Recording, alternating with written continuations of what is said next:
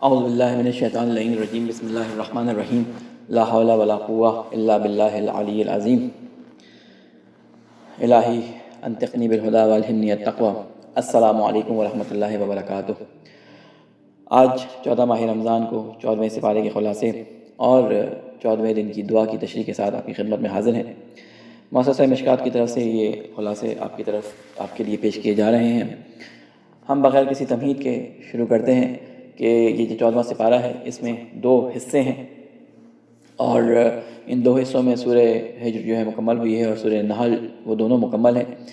اس میں 4 باتیں ہیں، سورہ حجر کے اندر 4 باتیں موجود ہیں۔ ایک یہ کہ کفار کی آرزو، یعنی آخرت میں جب کفار مسلمانوں کو دیکھیں گے کہ وہ مزے میں ہیں اور جنتوں میں ہیں اور باغات ان کے پاس ہیں، اور خود کو جب عذاب میں دیکھیں گے تو یہ تمنا کریں گے کاش وہ بھی مسلمان ہو جاتے۔ آج ہمیں اپنے مسلمان ہونے پر قدر کرنی چاہیے اور جو مسلمان ہونے کے تقاضے ہیں ان کو پورا کرنا چاہیے۔ قرآن کی حفاظت کے بارے میں دوسری بات آئی ہے کہ اللہ تعالیٰ نے قیامت تک کے لیے قرآن کی حفاظت کا ذمہ لیا ہے کہ انا نحن نزلنا الذکر وانا لہ لحافظون۔ اسی طرح انسان کی تخلیق کے مراحل اور انسان کو خشک مٹی سے بنانے کا اور فرشتوں کو سجدہ کرنے کا اور شیطان کے مردود ہونے کا اور اس قسم کا کہ اس نے قسم کھائی کہ وہ انسانوں کو گمراہ کرے گا، ان تمام باتوں کا ذکر ہے۔ 3 مشہور قصے یہاں پہ بیان ہوئے ہیں۔ ایک حضرت ابراہیم علیہ السلام کا قصہ جس میں آپ کو اور آپ کی اہلیہ کو جب کہ وہ بوڑھی ہو چکی تھی خوشخبری دی گئی بیٹے کی، اور دوسرا قصہ جو ہے وہ حضرت ابراہیم کے لیے جو خبر آئی وہ یہ تھی کہ جب انہوں نے یہ سنا کہ حضرت لوط کی خدمت میں حاضر ہوئے، جب حضرت ابراہیم کے بعد یہ خوشخبری سنا کہ حضرت لوط کی خدمت میں حاضر ہوئے تو آپ کو یہ درخواست کی کہ آپ اپنے گھر والوں کو لے کر رات کو اس بستی سے نکل جائیں کیونکہ اس بستی پر عذاب آنے والا ہے۔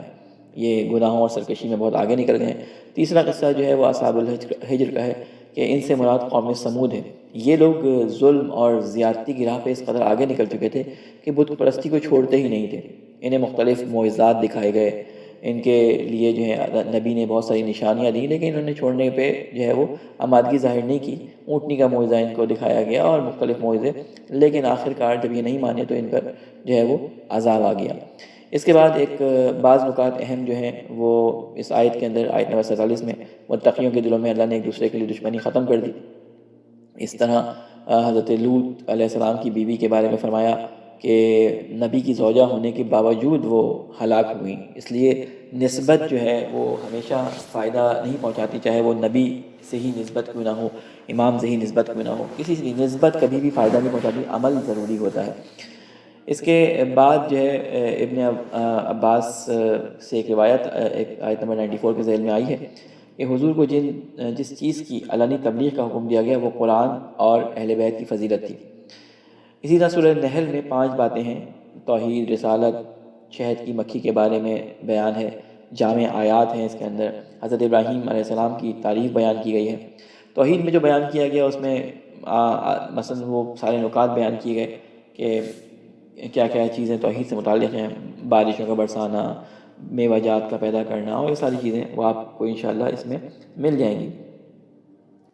اور یہ کہ ہم نے تمہارے لیے چیزوں کو مسخر کر دیا کہ تم جہاز و کشتیاں بنا کے اس سمندر جو سرکش سمندر ہے اس میں سفر کرتے ہو، ہم نے اس کو کنٹرول میں دے دیا۔ یہ جو فضاؤں میں اڑتے ہیں اور یہ جو تمام چیزیں ہیں، یہ انسان کو جو طاقت دی ہے، انسان کو جو قوت تخیل دی ہے، انسان کے اندر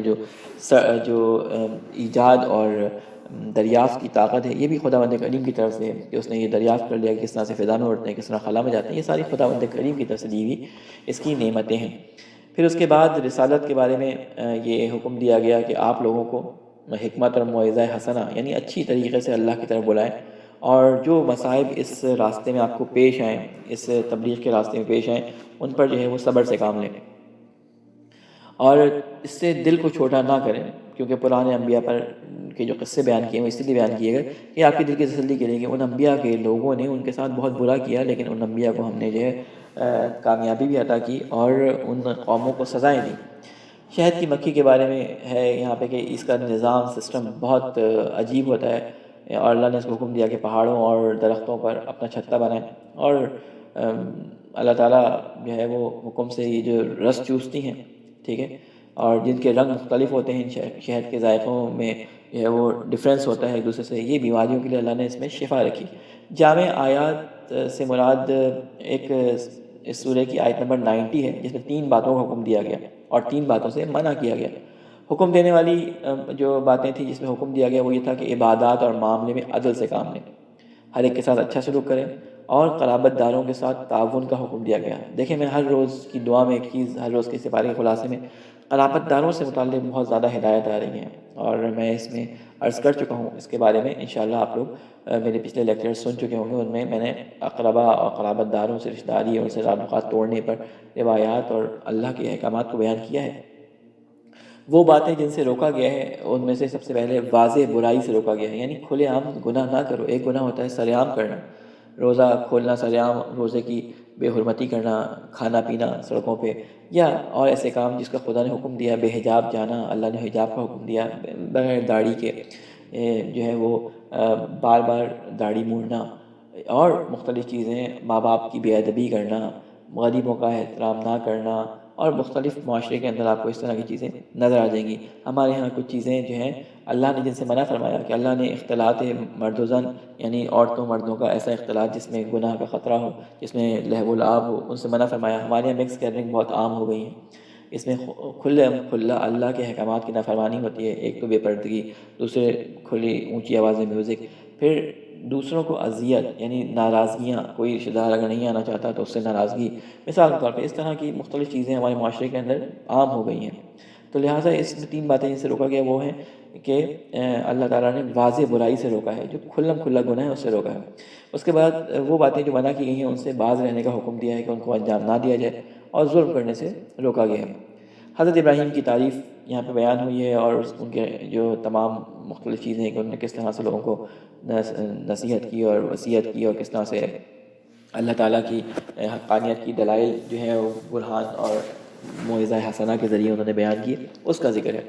یہ تو تھا قرآن مجید کے 14ویں سپارے کا خلاصہ۔ اب آ جائیں دعا کی تشریح کی طرف، کہ اس دعا میں جو ہم آج کے دن پڑھتے ہیں، جو مطالب بیان ہوئے ہیں اس میں اس طرح سے ہے کہ بسم اللہ الرحمن الرحیم، اللہم لا تؤاخذنی فیہ بالعثرات وَأَقِلْنِي فِيهِ مِنَ الْخَطَايَا وَالْحَفَوَاتِ وَلَا تَجْعَلْنِي فِيهِ عَرْضًا لِلْبَلَايَا وَالْآفَاتِ بِعِزَّتِكَ یا عِزَّ الْمُسْلِمِينَ۔ پروردگار آج کے دن میری لغزشوں کا مواخذہ نہ کرنا، اور مجھے ہر طرح کی غلطی اور خطا سے محفوظ رکھنا،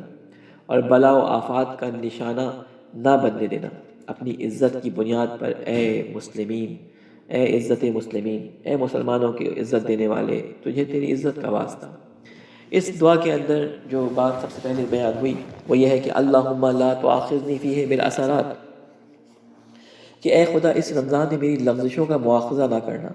کبھی کبھار انسان کے قدم جو ہیں وہ گناہ کے مقابل میں لڑکھڑا جاتے ہیں، اس کا ایمان ضعیف ہو جاتا ہے، اس کا تقویٰ اس کے ہاتھ سے نکل جاتا ہے۔ یہی آدمی کا گناہ جو ہے وہ یہی لغزشیں ہوتی ہیں جس کی یہاں پہ دعا مانگی گئی ہے کہ اے اللہ، کبھی انسان ہے، بالآخر خطا کا پتلا ہے، غلطی ہو جاتی ہے، نفسانی خواہشات اس کے اوپر غلبہ پا جاتی ہیں۔ تو ان خطاؤں کو جو ہم سے سرزد ہو گئی ہیں، انشاءاللہ ہماری پوری کوشش یہ ہوگی کہ ہم اب تک جو دن گزر چکے ہیں اگر اس میں ہم توبہ نہیں کر سکے تو آنے والے دنوں میں ہم ان خطاؤں سے توبہ کر لیں، ان لغزشوں سے جو ہے ہماری درگزر فرما، ہمارا مواخذہ نہ کرنا، ہمیں توبہ کی توفیق عطا فرمانا۔ کبھی کیا ہوتا ہے کہ یہ آنے والے طوفان، بیماریاں، وبائیں، یہ حادثات جو ہوتے ہیں وہ انسان کے اپنے گناہوں کا جو ہے نا کیا دھرا ہوتے ہیں، یعنی یہ جو وبائیں آتی ہیں، بلائیں، زلزلے، اس طرح کی چیزیں آتی ہیں، یہ انسان کے اپنے گناہوں کا اثر ہوتا ہے۔ اور اسی گناہ کی وجہ سے جب خدا غضب میں آتا ہے، خدا جو ہے غصے میں آتا ہے، تو اس طرح کی چیزیں جو ہیں وہ معاشرے کے اندر آتی ہیں۔ کبھی یہ گناہ جو ہوتے ہیں وہ فردی ہوتے ہیں، کبھی یہ معاشرے کے ہوتے ہیں، کبھی یہ پوری قوم کے گناہ ہوتے ہیں جس کے اثرات جو ہیں وہ انسان پر پڑتے ہیں۔ کہ خدا کا واجب کردہ ہر کام جس کا خدا نے قیامت دی ہے، جس کا خدا نے قیامت میں حساب لینا ہے، وہ قیامت کے دن تو گواہی دیتا ہی دیتا ہے، لیکن اس زندگی میں وہ ہمارے لیے ہمیں نظر نہیں آتا۔ لیکن یہ تمام اعمال جو ہم انجام دیتے ہیں ان کی اپنی زبان ہے، یہ خدا کے حضور گواہی دیتے ہیں۔ روزہ خدا کے حضور گواہی دیتا ہے، نماز خدا کے حضور گواہی دیتی ہے۔ یعنی جب انسان نماز کے لیے کہا جاتا ہے اس سے کہ نماز پڑھو، تو جب انسان اول وقت نماز نہیں پڑھتا اور اس کی توجہ اس طرف نہیں ہوتی کہ خدا کے بلانے پر وہ فوراً لبیک نہیں کہہ رہا، تو مگر یہ کہ کوئی ایسا عذر اس کے پاس ہو کہ جو کوئی ایسا واجب چھوٹ رہا ہو اس سے، کہ مثلا کوئی ڈاکٹر ہے، اس کو ایک آپریشن کرنا ہے، مغرب کی نماز کا وقت ہے، تو اس کے لیے اول وقت یہ نہیں ہے کہ اس وقت نماز پڑھنا کھڑا ہو جائے اور وہ اس کی نماز کی وجہ سے مریض مر جائے. اس کے لیے یہی ہے کہ وہ پہلے آپریشن کرے پھر نماز پڑھے. اسی طرح ہر ایک اپنے اپنے جسے کہتے ہیں کہ اپنے شعبے کے لحاظ سے نماز کے وقت کو تعین کر سکتا ہے. کوشش کریں کہ اولویت دیں کہ جب نماز کا وقت ہو تو اول وقت نماز کو انجام دیں، کیونکہ یہ نماز اول وقت جو ہے وہ شکایت کرتی ہے اللہ کے حضور اور نفرین کرتی ہے انسان کو کہ تو نے مجھے ضائع کیا، خدا تجھے ضائع کرے. لہٰذا ہمیں ان چھوٹی چھوٹی باتوں پہ توجہ رکھنی چاہیے. اسی طرح اگر کوئی خدا کے ساتھ ہو اور خدا اس کے ساتھ ہو تو اس معاشرے میں آنے والی بلاؤں اور آفتوں سے وہ محفوظ رہتا ہے، کیونکہ جس کے ساتھ خدا ہوتا ہے تمام آفتیں اگر آ بھی جائیں تو یا تو خدا اس کو صبر دے دیتا ہے یا اس آفت سے محفوظ رکھتا ہے. لوگ جو اس کے خلاف سازشیں کرتے ہیں، لوگ جو اس کے خلاف پروپیگنڈے کرتے ہیں، لوگ جو اس کے خلاف جو مختلف کودتا کرتے ہیں اور مختلف جو اس کے خلاف پلانز بناتے ہیں، اللہ اگر کسی کے ساتھ ہے اور کوئی اللہ کو اپنا شریک بنا لے، اللہ کے اپنا ساتھی بنا لے، اللہ کو اپنا ہمنشین بنا لے، اللہ کو اپنا ہمراز بنا لے اور اللہ اس کے ساتھ ہو جائے تو کوئی بھی اس کو نقصان نہیں پہنچا پاتا. اور اس کی مثال ہمیں معاشرے میں نظر آتی ہے. پھر فرمایا وَقِلْنِي فِيهِ مِنَ الْخَطَايَا وَالْحَفَوَاتِ، اے خدا مجھے اقالا کر اور میرے گناہوں کو بخش دے. یہ لفظ اقالا ہم دعائے کویل میں پڑھتے ہیں، ہماری لغزشوں کو اقالا فرما، یعنی ہمیں بغیر کسی سزا کے بخش دے. اقالا یعنی ہمیں بغیر کسی سزا کے بخش دے، ہماری خطافات، ہماری خطاؤں سے درگزر فرما، ہمیں محفوظ فرما ان خطاؤں سے، کیونکہ ہماری توبہ میں اور استغفار میں اتنی طاقت یا شدت نہیں ہوتی جتنی ہم جب گناہ کرتے ہیں اس کی لذت حاصل کرنے کی ہمیں جو شدت ہوتی ہے، تڑپ ہوتی ہے. ہم اس گناہ کی لذت کے لیے جس شدت سے جاتے ہیں اس شدت سے ہم توبہ نہیں کر پاتے ہیں. لہٰذا ہم کہتے ہیں خدا تو ہماری بخشش جو ہے وہ ہمارے لیے جو ہے سزا دیے بغیر جو ہے ہماری بخشش کو قرار دے. یا سری الرضا دعائے کویل میں آپ پڑھتے ہیں، مولا علی نے بڑا اچھا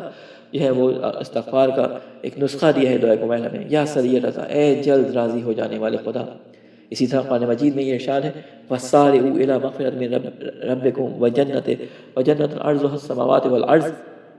کہ دوڑو اللہ کی مغفرت کی طرف جو تمہارے رب کی طرف سے ہے، اور اس جنت کی طرف جس کا عرض، جس کی وسعت آسمانوں اور زمین کی وسعت سے زیادہ ہے.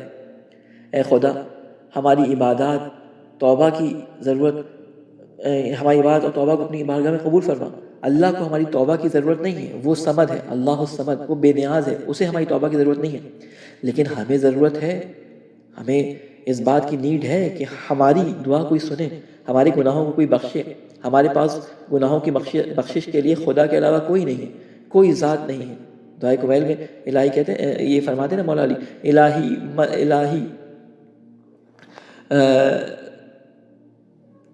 الہی و ربی من لی غیرو، اے میرے پروردگار، اے میرے مالک، اے میرے معبود، میرے پاس تیرے علاوہ کون ہے؟ میرے پاس تیرے علاوہ کون ہے؟ اگر تو مجھے نہیں بخشے گا تو کون مجھے بخشے گا؟ یا قرآن مجید میں یہ ارشاد ہے وَمَن يَغْفِرُ الذُّنُوبَ إِلَّا اللَّهُ، کہ کون ہے جو خدا کے علاوہ ہمارے گناہوں کا جبران کرے؟ کون ہے جو خدا کے علاوہ ہمارے گناہوں سے درگزر فرمائے؟ کون ہے جو ہماری شخصیتوں میں لگے ہوئے دھبوں کو ہم سے چھڑائے؟ کون ہے جو ہمارے پیچھے لگی تہمتیں ہیں ان سے ہمیں دور کرے؟ کون ہے جو ہماری غیبتوں کے نتیجے میں لوگوں کے دلوں میں ہماری شخصیت جو خراب ہوئی ہے اس کو صحیح کرے؟ صرف خدا کی ذات ہے. پھر فرمایا وَلَا تَجْعَلْنِي فِيهِ عَرْضًا لِلْبَلَايَا وَالْآفَاتِ، اے خدا ناگہانی بلاؤں کی زد میں آنے سے ہمیں بچا، کیونکہ یہ بلائیں ہماری گناہوں کے اثرات ہیں. قرآن میں ارشاد ہے کہ ہر بلا اور رنج جو تمہارے اوپر آتا ہے وہ تمہارے اپنے گناہوں کے اعمال کا نتیجہ ہے، تمہارے اعمال کا نتیجہ، تمہارے گناہوں کا نتیجہ ہے. اسی طرح